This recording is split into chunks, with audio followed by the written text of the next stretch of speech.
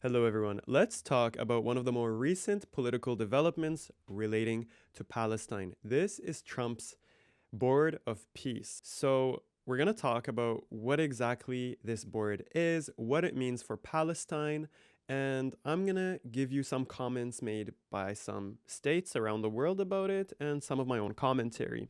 So, first, let's begin. This is a plan that has a lot of interesting countries joining and countries not joining, in addition to certain policies, demands established by the United States that countries need to meet to be able to join. So, first, no major European power has agreed to join this board, while a lot of countries that are deemed by many Palestinians as treacherous have joined this board. Remember the Trump Gaza video that happened, that was released last year? Trump shared it. Trump Gaza shining bright, a golden future, a brand new life. Donald Trump and Israeli Prime Minister Benjamin Netanyahu sipping martinis in Gaza by the Mediterranean Sea. And that video was heavily criticized. And recently in Davos, Switzerland, Donald Trump, the US president, called Gaza, in quotes, a beautiful piece of property. And he said that his big incentive in pushing for a ceasefire in Gaza was, in quotes, all began with the location. Now, we can think, could the location be a big deal for him because of the major gas field in the area, or for other reasons, or because Israel's pushing him to focus on Gaza, specifically that region, over other parts of the world? Who knows? Now, Trump is calling this board the biggest of its kind in history. That's what he said on the Truth Social media platform. But who is in it, and is it truly the biggest of its kind? So, the White House invited 50 countries. There are 35 in it.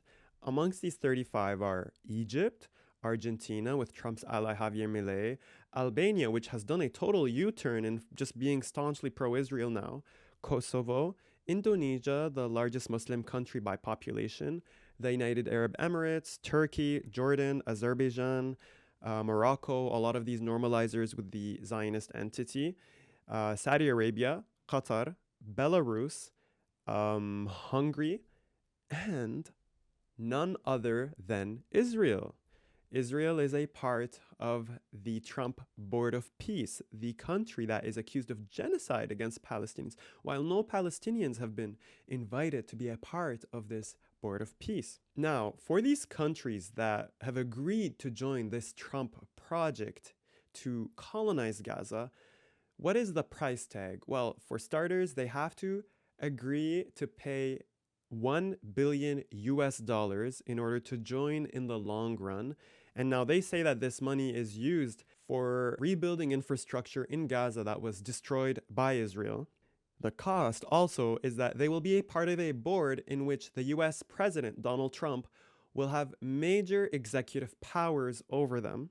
But the incentive for these countries is that they get a seat at the table with US President Donald Trump. They get to be on his good side with the hopes that maybe he'll return them a favor somehow with something. Now, which countries have refused to join this board? Well, the first one is France. France has stated in quotes that the board's charter does not correspond with a UN resolution to solve the war in Gaza, and some of the charter's elements were contrary to the UN charter. Slovenia has also declined, saying that, in quotes, the board dangerously interferes with international order. And then Italy has not clearly refused, but it has said that the country can only join international organizations on equal terms with other states, but that in this case, as Trump would have sweeping executive power, that Italy would not be able to join such a board. Other countries that have also refused to join Trump's board include Spain, Sweden, Germany, the United Kingdom, Norway. All of these countries have declined. Now, Russia and Belarus are interesting. So, Lukashenko of Belarus said that He wants to join, but he just can't attend the meeting because he can't travel due to European Union sanctions. Russia's President Putin said that he'd be willing to join, but that he can't pay the 1 billion US dollars because that would need to come out of the frozen Russian assets in the United States. So Russia and Belarus are using this as an opportunity to tell Trump, well, we're willing to join your board of peace, but we need some sanctions relief, and then we're willing to join. So they're trying to use this as a way to benefit their own interests, which, fair, I get it. Indonesia has committed to sending 8,000 soldiers to Gaza as part of this US-Israeli-led task force. According to the US president, countries around the world have so far committed over 5 billion US dollars to this board, and they are committing thousands and thousands of troops to send them into Gaza as part of an international stabilization force and to serve as local police in Gaza to, in quotes, maintain security and peace for Gazans. Here is why I believe that this board will ultimately fail, similar to how Trump's previous plans failed, such as an example, Trump's plan to directly bomb the hell out of Hamas and to relocate all Palestinians in Gaza to Egypt and Jordan. Number one, there is no support for this board, for this plan, by the indigenous Palestinians. There is no legitimate Palestinian that has any support for this project. In fact, Palestinians weren't even invited to be a part of this board. Number two, there is no support from any Palestinian faction at all for this entire project. Number three, there is no support from major world powers, including countries that are typical colonizers of the Middle East, such as France and the United Kingdom. They have both refused to be a part of this Trump-led Board of Peace plan.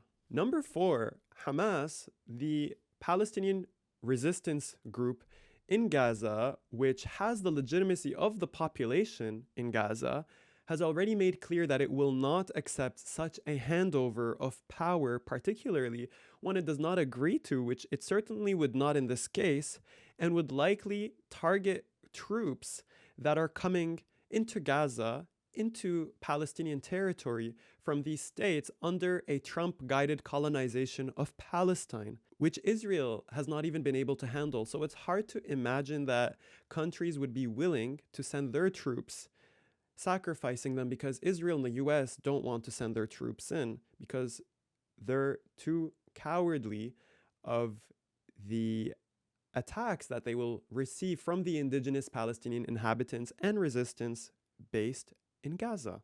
5, top Israeli military sources themselves has said that major delays on progress of Trump's Board of Peace plan project are to be expected due to various difficulties arising, whether it's from the coordination, from the acceptance of Palestinians, because simply Palestinians will not accept this project. It must be a major shock that a so-called Board of Peace led by the biggest disruptors of peace in the world and their bootlickers is going to fail. But what this Board of Peace project has done is really further expose a growing rift between the United States and its typical Western allies. And it has also further exposed Canada's cowardice as Mark Carney, the Canadian Prime Minister, initially was going to join this Trump's Board of Peace plan of colonizing Gaza, but then Trump kicked him out anyways. So Carney lost the opportunity to show an ounce of care for international rule of law like France and the UK and these other European powers, but he tried to be subservient to the United States president, and he was humiliated in the end. So it exposed the growing rift between the US and its typical allies. The Canadian Prime Minister's cowardice when he tries to portray himself as someone who stands up to Donald Trump and to the US bully, but really doesn't. And I mean, this is a different topic, but we see further with Canada secretly sending money, purchasing equipment for more F-35 warplanes, despite Canada pretending to be having put that on pause, and exposing Middle Eastern, Muslim country traders, whether it's the Arab countries, whether it's Muslim countries such as Indonesia.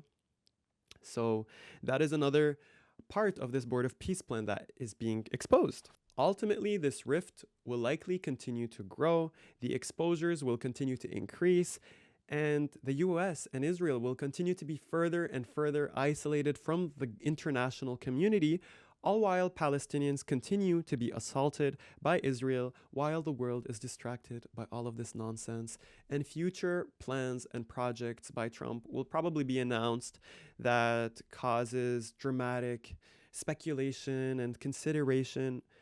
But really, we need to continue to advocate for Palestinians, for the right of return of Palestinians, for the boycott and the isolation of the Israeli state. Israel should not be allowed to participate in the Olympics. We should not be having Israeli ambassadors in any country. They should not be welcome. Israeli embassies, consulates need to be shut down by governments all around the world. And when we talk about a board of peace and peace in Palestine, that starts with respecting the rights of the indigenous inhabitants, listening to the indigenous inhabitants, providing them their basic rights, and then moving from there. And this Board of Peace project does none of that. So there is no foundation for any kind of peace. It is a colonial project. This is clearly what it is, and it will fail. So keep an eye out when you listen to announcements coming up of any troops on the ground, whatever it is. Just know that in the end, this is a failed project. As long as there is no legitimacy given to it by the people it impacts the most, the Palestinians on the ground, this project fails. Thank you, and we'll talk soon about other events happening in Palestine around the world, and please let me know in the comments your thoughts about this Board of Peace plan and my analysis. Thank you. Salam.